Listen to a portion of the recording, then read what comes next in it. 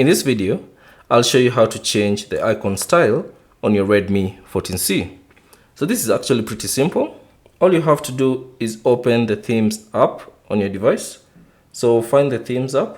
So here it is, and open it. And then once you open the themes app, all you have to do is tap on my account at the bottom right corner. So tap on my account, and then from the options that appear, select icons.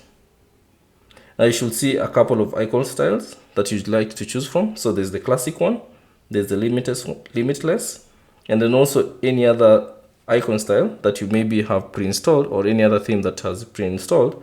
You'll see all the icon style for that particular theme. Now find the icon style that you'd like to choose. So for me, I'll select limitless, tap on it, and then I should see a preview on how the icons will look like.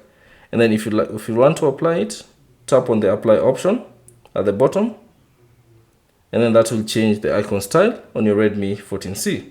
So once you're done, simply exit the themes app, and you should see the icon styles have changed on your Redmi 14C. So that's basically it on how to change the icon style on the Redmi 14C. Thanks for watching. If you have any questions, leave them down in the comment section below. And if you found this video useful, consider leaving a like and subscribe to the channel.